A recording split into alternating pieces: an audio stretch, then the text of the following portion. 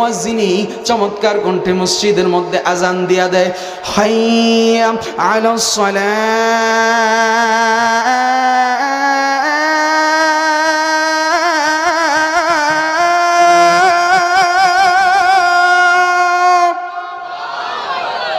চলবে বাজান, চলবে? এই জোরে আওয়াজ দিয়া বলেন চলবে? আরো কলি বলবো ইনশাআল্লাহ? না কষ্ট হইতেছে বাজান? তো একবার জোরে তাকবীর দেন না, লিল্লাহে তাকবীর। হাইয়া আলাস সালাহ।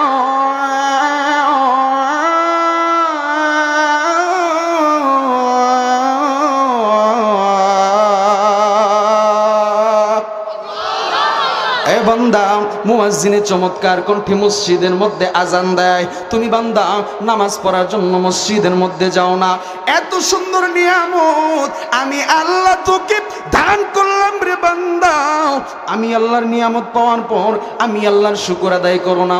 অথচ আমি দয়ার আল্লাহ তুই বান্দা বান্দিনি কত সুযোগ দিয়া দিলাম, যে বান্দা বান্দিগুলা আমি আল্লাহর নিয়ামত পাওয়ার পর আলহামদুলিল্লাহ রাব্বিল আলামিন বলে আমি মালিকের দরবারে নিয়ামতের শুকর আদায় করে, আমি দয়ার আল্লাহ ওই শুকরকারী বান্দা বান্দির নিয়ামত দুনিয়ার মধ্যে আরো বাড়ায়া দেই।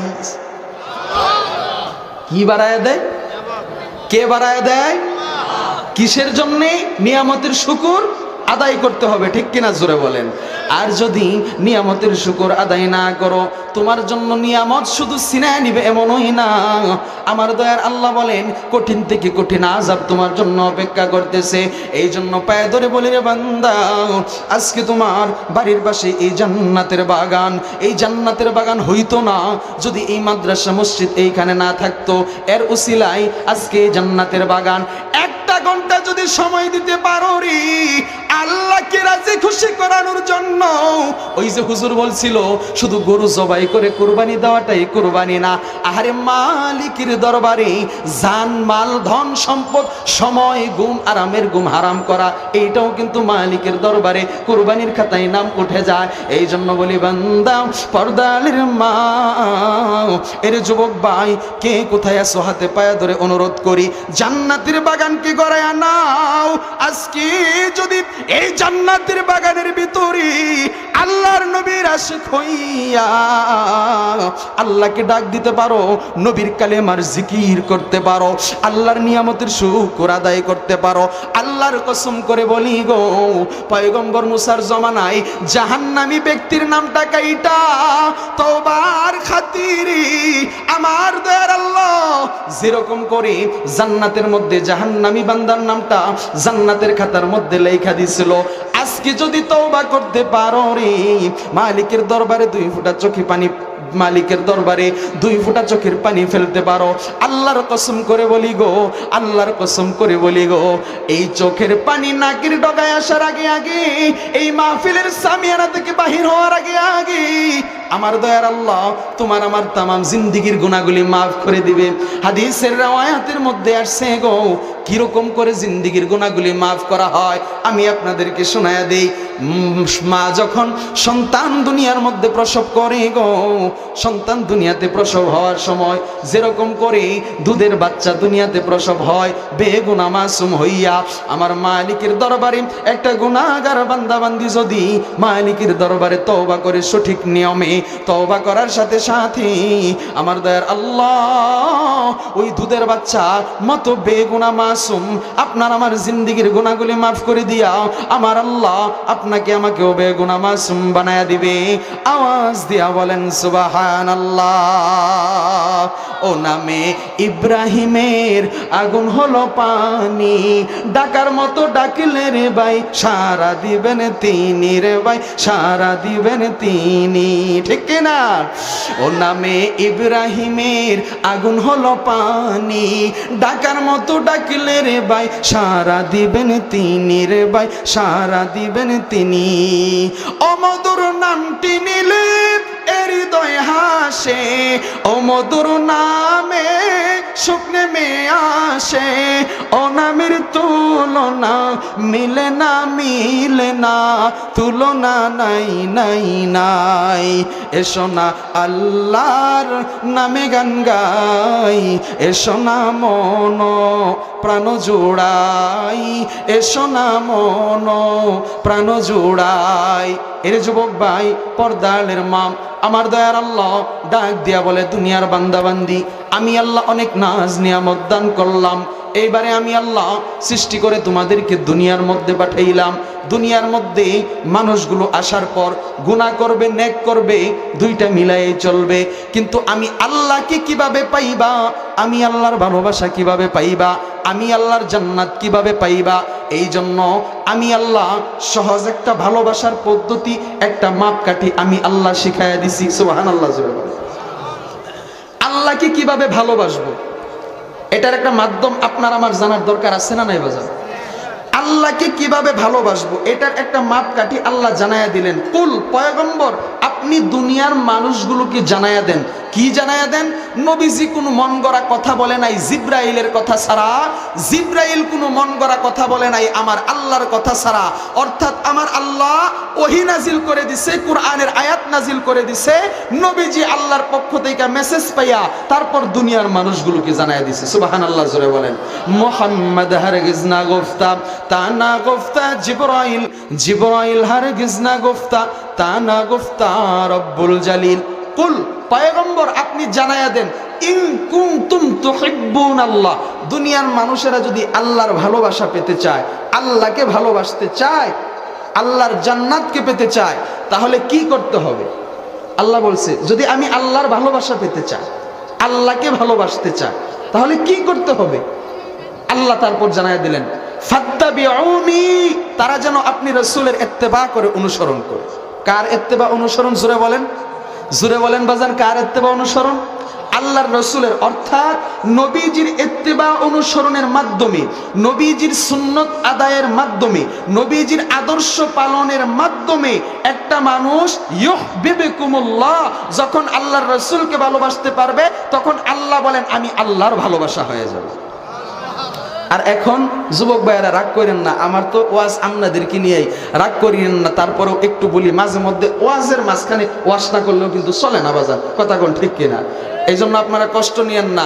এখন একটা আল্লাহর বান্দার যুবক যুবতী বলেন আর যেই বলেন, এখন অনেক যুবতীরাও তো আল্লাহ দিলে ফ্যাশন, তারা পুরুষেরটা ধরছে, কথা কোন ঠিক কিনা?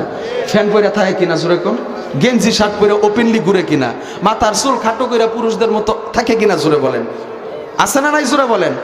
এদের মাথার চুলের দিকে তাকাইলে বোঝা যায় এরা নবীর আদর্শ মানে না, নবীর সুন্নত মানে না, এরা আদর্শ মানে মেসি, রোনালদো আর সাকিব খানের, কথা কোন ঠিক কিনা? আজান দেয় মসজিদে, মসজিদে নামাজ ভালো লাগে না, মসজিদের বাথরুমে বসে আবার বিড়ি খাইতে খুব মজা লাগে, আছে না নাই জোরে কর? এ বাজান কষ্ট পাইতেছেন, এই জন্য মাঝে মধ্যে বই, তোরা দেখ দেখে চাহিয়া বিড়ি খুঁড়ে বিড়ি টানে টয়লেটে যাইয়া, ঠিক কিনা? আছে না নাই? আমি নিজে প্রমাণিত, এক সময় পার্মানেন্টলি মসজিদের ইমামতি করতাম, 2 থেকে 2.5 বছর হইতেছে পার্মানেন্টলি খেদমত করি না। জুমার দিন ইচ্ছা মতে কতক্ষণ বইকে টুকে থয়ে বলি, হারা সপ্তাহ যাই হোক, সামনে কিছু কইতে পারে না। যখন ওই পার্মানেন্টলি ছিলাম, তখন মসজিদ মাদ্রাসার পাবলিক টয়লেট গুলা আমি নিজ হাতে পরিষ্কার করতাম, এটা ছাত্র জমানার থেকে। তখন ওই পাবলিক টয়লেট গুলা খুলে দেখতাম, ওই বাথরুমের ভিতরে ঝুড়ির মধ্যে যেই রুম ঠেলায় ডিলা 8 টিস্যু, এই রুম ঠেলায় বিড়ির মতো, নাউজুবিল্লাহ জোরে কর। এটা মানুষেরটা শুই না কইতেছি না, আমারটা দেখে কইতেছি। এই সমস্ত বাজান, আপনি সিগারেট, অনেকেই বিড়ি খুঁড়াছে, আপনারা কষ্ট নিয়েন না, আমার পরামর্শ দেওয়ার আমি দিতেছি, বাদ দিবেন না না দিবেন এটা আপনার ব্যাপার। যদি মনে হয় এটা ইসলামে কুরুচিপূর্ণ খাবার, তাহলে আপনি বাদ দিবেন, যদি আপনার মনে না চায় এটা আপনার ঐচ্ছিক বিষয়, কিন্তু আমার উপরে রাগ করার কোনো ব্যাপার না, কথা কোন ঠিক কিনা? এই জন্য আপনারা আমার কথা শুনেন, খেয়াল করে শুনেন, আমি নিজে প্রমাণিত, ওই ডিলা আর কুলুপ যে রুম ঠেলাই পাইতাম, এই রুম ঠেলাই বিড়ির মতো পাইতাম। আল্লাহ তাআলা যেন এই সমস্ত কুরুচিপূর্ণ কাজ থেকে আমাদের সকলকে হেফাজত করেন, ওলির খাতায় নামটা যেন আমাদের সকলকে উঠায় দেয়, জোরে বলেন আমিন। এ তোরা দেখ দেখে যাইয়া বিড়ি খুঁড়ে বিড়ি টানে টয়লেটে যাইয়া, আরে বাস সিএনজি উঠলে গাড়ি এমন জোরে টানে বিড়ি, বাস সিএনজি উঠলে গাড়ি এমন জোরে টানে বিরহি গো, আরে বাথরুমেতে টানলে নাকি বেশি মজা পাই। চ্যাংরা বয়সী, নাতির বয়সী, ফুলার বয়সী, বাবার বয়সী এক লোক, দাদার বয়সী, চাচার বয়সী এক লোক দোকান দিছে, দোকানের মধ্যে বেচা কিনা করতেছে। ফুলার বয়সী, নাতির বয়সী ছেলে যাইয়া বলতেছে, চাচা এমন সুন্দর ডাক দিছে, চাচার অন্তর জুড়ে গেছে যে বাজান এরকম সুন্দর করে ডাক আমার বাইস্তারা তো দেয় না। হে বাজান কও কি কইবা? কই চাচা একটা স্টার দিন। নাউজুবিল্লাহ জুড়ে কোনটা চাচাই কই ভাবলাম কি আর হইলই কি, তখন যদি স্টার আর পাইলট না দিয়া কারসাদ উঠে বসায়া দিতা, ওর বাপ দাদার 14 গোষ্ঠীর ক্ষমতা নাই তোমার কাছে যায় বিড়ি সিগারেট চাইতো। কথা কোন ঠিক কিনা? আরে বাবাই যদি পোলার সামনে সিগারেট খায়, খাতা কলমে যায় লেখা রাখো, তোমার পোলা ভবিষ্যতে তোমার সাথে গাঞ্জা টানবো। হইতেছে না এমন? হইতেছে না জোরে বলেন? এখন অল্প বয়সী কিশোর গ্যাং, যুবক গ্যাং, এরা বেশি বেশি আদালতের মধ্যে, থানার মধ্যে, কারাগারের ভিতরে, কাস্টডির ভিতরে কই কেরে কি হইছে, কই অমুক জায়গা ছুরিদা ফার মারছে, অমুক জায়গা গাঞ্জা লইয়া আবা খাইয়া বাবা খাইয়া টা লইয়া ফিরে রইছে, মইরা রইছে। কথা কোন ঠিক কিনা? আল্লাহ তাআলা যেন আমাদের সকলকে হেফাজত করেন। এই যুবক ভাই কষ্ট পাইলা নাকি চলবে? নারায়ে তাকবীর। এই জন্য বলি এই সমস্ত কুরুচিপূর্ণ কাজ থেকে আল্লাহ তাআলা আপনাকে আমাকে হেফাজত করেন। জোরে বলেন আমিন। আল্লাহ বলেন, বান্দা আমি আল্লাহকে যদি ভালোবাসতে চাও আমার রাসূলের ইত্তেবা অনুসরণ করতে হবে। আমার রাসূলের ইত্তেবা অনুসরণের মাধ্যমেই আমি আল্লাহকে ভালোবাসতে পারবা। আর আমি আল্লাহর ভালোবাসা হয়ে গেলেই আমি দয়ার আল্লাহ তোমার জন্য একটা পুরস্কার ঘোষণা করে রাখছি, যেই পুরস্কার দুনিয়ার কেউ দিতে পারবে না, একমাত্র দিবে কে? জোরে বলেন কে? তুনে কো কাম রিও মাবুদ কর দাইম, তুনে কো কাম রিও মাবুদ কর দাইম, তুনে কো কাম রিও মাবুদ কর দাইম, जुर्म बेअंदाज़ा बेहद कर दाइम, जुर्म बेअंदाज़ा बेहद कर दाइम। अल्लाह अल्लाह तू मेरा रहमान है, अल्लाह अल्लाह मोमिनों का काम है। ए बंदा बंदिरे আমি তোর আল্লাহ, তুই বান্দা বান্দির জন্য এমন একটা পুরস্কার ঘোষণা করে রাখছি রে, যেই পুরস্কার দুনিয়ার কেউ দিতে পারবে না। আমার নবীজিকে একটু ভালোবাসো রে, আমার নবীজির আশিক হয়ে যাও। আহারে বান্দা, যেই নবী দিনের পর দিন না খাইয়া না ঘুমাইয়া পাথরের আঘাত সহ্য করিয়া কাফের বেঈমানের দলেরা আমার নবীর গায়ের মধ্যে পাগল পাগল বলে পাথর নিক্ষেপ করে রক্তাক্ত হয়ে গেছে, ফেরেশতারা এসে ডাক দিয়া বলে, আল্লাহর নবী গো একটা বার শুধু অনুমতি দেন।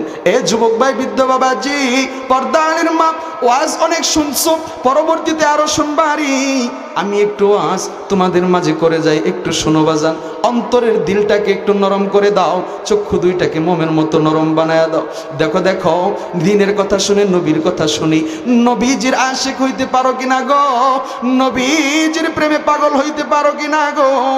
যেই নবী এখনো মদিনায় শুয়া শুইয়া এই উম্মতের জন্য কান্দে রে, আজকে তুমি ওই নবীর জন্য কান্দো না, ওই নবীর জন্য আশিক তুমি হইতে পারলা না। দেখো আজকে জান্নাতের বাগানের ভিতরে আমার নবীর আশিক হইতে পারো কিনা? আমার নবীকে ডাক দিয়া বলে, ফেরেশতারা আল্লাহর নবী গো একটা বার শুধু অনুমতি দেন, মক্কার 2 পাহাড় দিয়া পাহাড়ের মাঝখানে ফালাইয়া কাফেরদেরকে ধ্বংস করে দেব। আমার দয়ার নবী ডাক দিয়া বলে, রে ফেরেশতার দল, আমার আল্লাহ আমাকে গজমের নবী বানায় নাই, আমার আল্লাহ আমাকে বানাইছে রহমতের নবী। সুবহানাল্লাহ জোরে বলে। যেই তায়েফের বেঈমানের দলেরা আজকে পাগল পাগল বলে রে আমার গায়ের মধ্যে পাথর নিক্ষেপ করে রে, একটা সময় এই কাফের বেঈমানের দলেরা কালিমার মালা গলার মধ্যে ঝুলাইয়া ইসলামের ঝান্ডা হাতের মধ্যে উত্তোলন করবে। আহারে বান্দা, ওই নবীর প্রেমে তুমি পাগল হইলা না? কঠিন কিয়ামতের ময়দানে আদম আলাইহিস সালাতু ওয়াস সালাম থেকে শুরু করে প্রত্যেকটা পয়গম্বর সিজদার মধ্যে পড়ে যাবে, ইয়া নাফসি করতে থাকবে। তোমার আমার নবী সিজদার মধ্যে পড়িয়া রব্বি হাবলি উম্মতি, রব্বি হাবলি উম্মতি। আয় আল্লাহ, আমার উম্মতের না জানি কি গতি হয়, না জানি আমার উম্মত গুলা গুনাহের কারণে জাহান্নামের মধ্যে চলে যায়। আল্লাহ, আমার উম্মতকে তুমি হেফাজত করো, হেফাজত করো। এ যুবক ভাই, যুবতী বোন, আজকে তুমি দুনিয়ার লোভের মধ্যে পড়ে আছো রে। ওই নবীকে পাওয়ার চেষ্টা করলা না, আল্লাহকে পাওয়ার চেষ্টা করলা না। দুনিয়ার পিছনে যে সময়টা তুমি কাটাইতেছো রে, এর অর্ধেক সময়ও যদি আল্লাহর রাস্তায় দিতা, আল্লাহর ওলির খাতায় তোমার নাম উঠা যাইতো। কথা কোন ঠিক কিনা? আরে সাদের জীবন হেলাই হেলাই শেষ হইতে চলিল, নামাজ রোজা জিকির ফিকির কিছুই নাহি হইল। সাদের জীবন হেলাই হেলাই শেষ হইতে চলিল, নামাজ রোজা জিকির ফিকির কিছুই নাহি হইল। রং তামাশাই দিন কাটাইলাম, রং তামাশাই দিন কাটাইলা, আল্লাহর তালাশ করলা না তোমরা, আল্লাহর জিকির করলা না। ডুবলো বেলা দেখনা চাহিয়া, বোঝ মনরে ডুবলো বেলা দেখনা চাহিয়া। পর পারের ডাক পড়িলে, পর পারের ডাক পড়িলে, পার হইবি তুই কি লইয়া, ওরে পার হইবি তুই কি লইয়া। ডুবলো বেলা দেখনা চাহিয়া, বুঝ মনরে ডুবলো বেলা দেখনা চাহিয়া। এ বান্দা বান্দি, এর যুবক ভাই, দুনিয়াতে আসার সিরিয়াল আছে, যাওয়ার মতো কোনো সিরিয়াল নাই রে। দুইটা পা যদি আগায় দাও যুবক, তোমার পায়ে ধরে বলে যাবো রে, আজকের পর থেকে আর বেদিনের মতো কাজ করো না রে। এরে আল্লাহর বান্দা, আল্লাহকে পাওয়ার চেষ্টা করো, নবীজির আশিক হওয়ার চেষ্টা করো। ওই নবী কেমন পাগল ছিলেন এই উম্মতের জন্য রে, উম্মতের জন্য, দ্বীনের জন্য, কালেমার জন্য কত কষ্ট করছি। তোমার আমার নবী দ্বীনের দাওয়াত দিয়া বাড়ির দিকে রওনা হয়। প্রতিপথে মা ফাতিমার বাড়ি পড়লো রে। মা ফাতিমার বাড়ির ভিতরে ঢুকিয়া দরওয়াজার সামনে দাঁড়াইয়া ফাতিমাকে ডাক দিয়া বলল, রে মা দরওয়াজাটা খোল, হাসানকে দেখবো, হুসাইনকে দেখবো। ভিতর থেকে কোনো জবাব নাই। আবার ডাক দিয়া বলল, মা দরওয়াজাটা খোল, হাসানকে দেখবো, হুসাইনকে দেখবো। ভিতর থেকে কোনো জবাব নাই। হে রাসূল, তোমায় ভালোবাসি অন্তরে শুধুই মুখে না, জান্নাতের আশায় নয় হে রাসূল, জাহান্নাম কেউ ডরি না, তোমায় পাওয়ার আশায় মন ছুটে যায় মদিনায়। আল্লাহু আকবার বলেন না? এ যুবক ভাই, বৃদ্ধ বাবাজিরা একটাবার জোরে বলেন না আল্লাহু আকবার। তোমায় পাওয়ার আশায়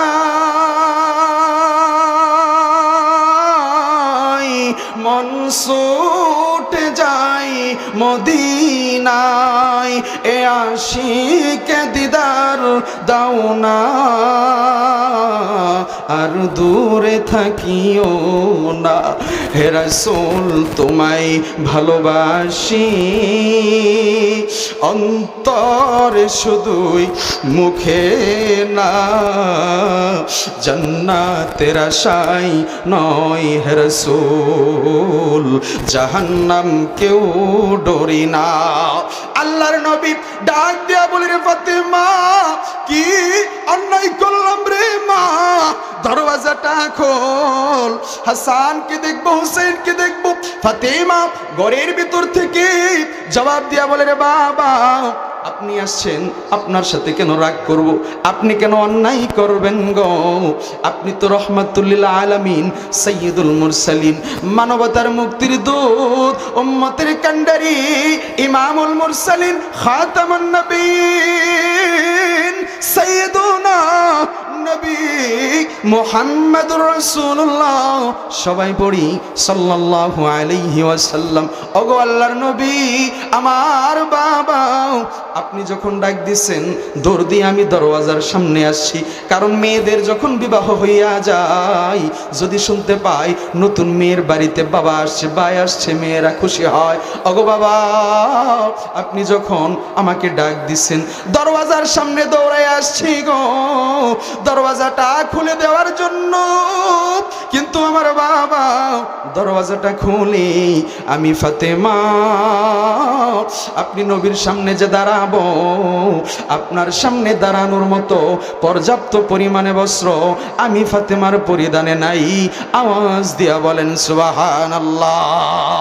এরে পর্দা আলের মা, যুবতী বোন, তোমার মতোই একটা মহিলা ছিল ওই ফাতেমা, যেই ফাতেমা দুনিয়ার মধ্যে জান্নাতের সার্টিফিকেট পাইছে, জান্নাতি মহিলাদের সর্দারনি হয়ে যাবে। তুমি কেন পারবা না জান্নাতি হওয়ার জন্য রে? তুমি কেন পারবা না পর্দা পুশিদা অবস্থায় চলার জন্য? তুমি কেন পারবা না তোমার গর্ভ থেকে আলেম সন্তান জন্ম দেওয়ার জন্য? তুমি কেন পারবা না তোমার গর্ভ থেকে হাফেজ সন্তান জন্ম দেওয়ার জন্য? এ পর্দা আলের মা, এই দুনিয়াটা তোমার আমার জন্য চিরস্থায়ী না। যেই রূপের অহংকার করো রে, এই রূপ তোমার আমার চিরদিন থাকবে না, এই রূপ তোমার আমার চিরদিন থাকবে না। রূপেরই গৌরবে করিয়াছ সাজ,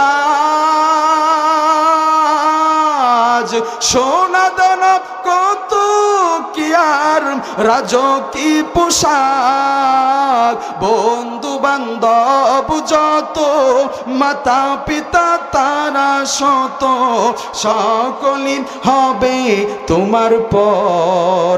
রে মন আমার, কেন বান্দ দালান ঘর? ঠিক কিনা বাজান? একদিন মাটির ভেতরে হবে ঘর। রে মন আমার, কেন বান্দ দালান ঘর? এ পর্দালের মা, ওই ফাতেমার মতো পর্দা পুশিদা অবস্থায় চলো, যেই ফাতেমা অল্প একটু পর্দা না থাকার কারণে, নিজের বাবার সামনে পর্দা না থাকার কারণে দরওয়াজা খুলে দাঁড়াই নাই। নবীজির গায়ের মধ্যে একটা বাড়তি চাদর ঝোলানো ছিল গো, দরওয়াজাটা আর ফাঁকা দিয়া চাদরটা দিয়া বলল, রে মা, এই চাদরটা গায়ের মধ্যে পরিধান করিয়া দরওয়াজাটা খোল।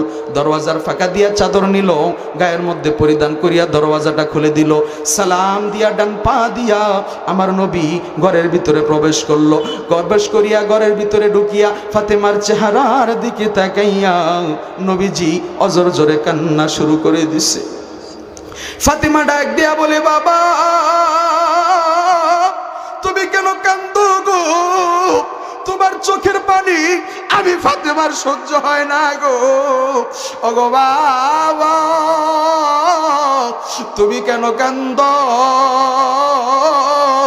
আমার নবী ডাক দিয়া বলে, ফাতেমা, ঘরের ভিতরে প্রবেশ করলাম রে, তোর চেহারাটার দিকে তাকাইয়া বড় মায়া লাগতেছে। বলে, বাবা, কেন আপনার মায়া লাগে?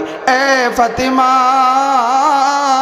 তোর চক্ষু দুইটা গর্তের ভিতরে ঢুকে গেছে রে মা, চেহারাটা কেন শুকিয়ে গেছে রে? মনে হয় আজকে কয়দিন পর্যন্ত তুই ফাতেমার পেটের মধ্যে খাবার যায় না, তোর চুলার আগুনের মধ্যে মনে হয় খাবার নাই। ফাতেমা ডাক দিয়া বলে, বাবা, আমি ফাতেমা যদি দিনের পর দিন না খাইয়া মারা যায়, আমি মায়ের কোনো আফসোস নাই, আফসোস নাই।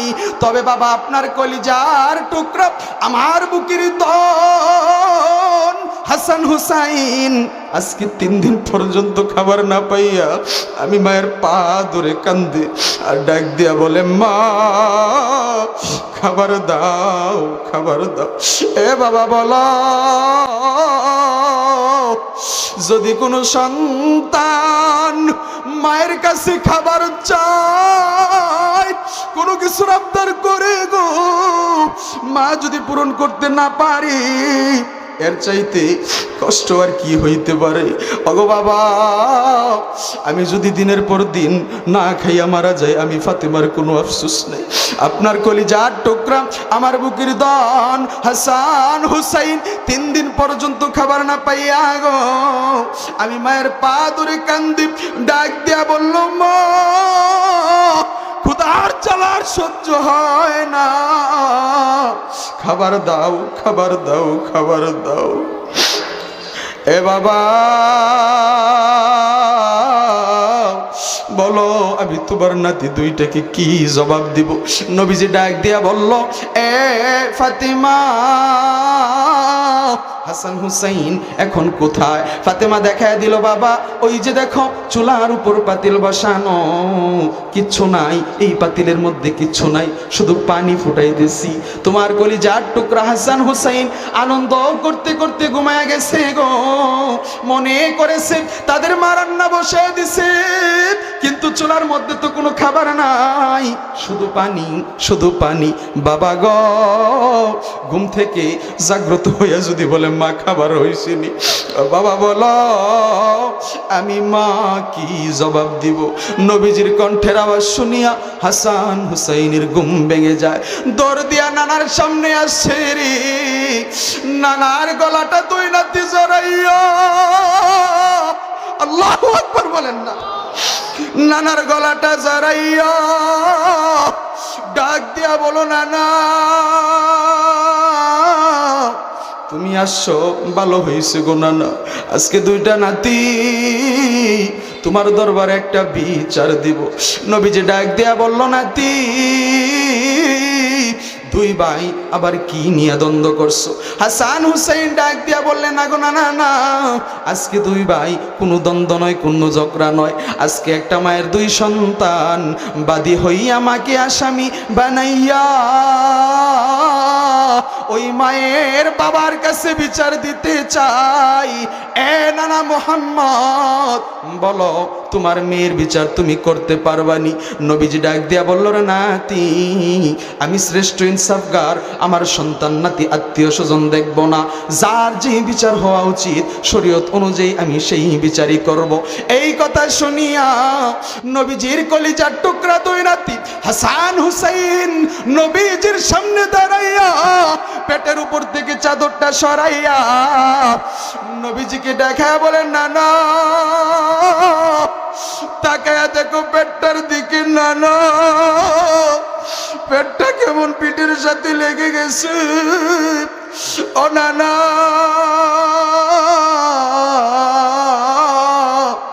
তোমার মেয়ে ফাতেমা, আমরা 2 ভাই হাসান হুসাইনকে 3 দিন পর্যন্ত খাবার দেয় না। এ নানা, তোমার মেয়ের বিচার তুমি করতে পারবানি? নবীজি ডাক দিয়া বলল, নাতি আমি এই বিচার করতে পারবো না। নিন হাসান হুসাইন ডাক দিয়া বলে, দেখছো নিজের মেয়ে বলে বিচার করতে পারলো না। নবীজি এই কথা শুনিয়া হাসান হুসাইনের সামনে দাঁড়াইয়া পেটের উপর থেকে চাদরটা সরাইয়া 2 নাতিকে দেখায় বলে, নাতি 3 দিন পর্যন্ত খাবার না পাইয়া নানার কাছে বিচার যাও। রে নাতি, আজকে তোর নানার পেটটার দিকে তাকাইয়া দেয়, আজকে 3 দিন পর্যন্ত খাবার না পাইয়া নানার কাছে বিচার চাও। রে নাতি, তোর নানার পেটটার দিকে তাকাইয়া দেয়, আজকে তোর নানা 7 দিন পর্যন্ত, আল্লাহু আকবার বলেন না, আজকে তোর নানা মুহাম্মদ মুহাম্মদ 7 দিন পর্যন্ত খাবার না পাইয়া 7টা পাথর পেটের সাথে চাপা দিছে রে নাতি বল বল যে বিচারকের নিজেই 7 দিন পর্যন্ত খাবার না পাওয়া ওই বিচারক 3 দিন না খাওয়ার বিচার কেমনে করবে? আল্লাহু আকবার বলেন না। এ সবজ गुंबद वाले मंजूर दुआ करना जब वक्त न जाए आका दीदार अता करना मैं कब्र अंधेरी में घबराऊंगा जब तन्हा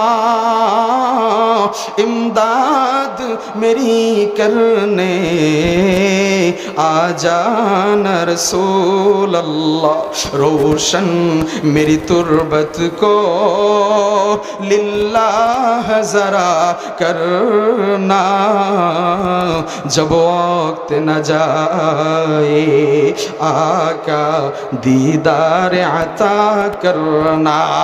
আল্লাহু আকবার জোরে বলেন। এ পর্দার মা যুবক ভাই বৃদ্ধ বাবা জি, এই জন্য বলি কাহারো ধন সম্পদ মাল খয়রাত দিনের লাইনে খরচ হয়।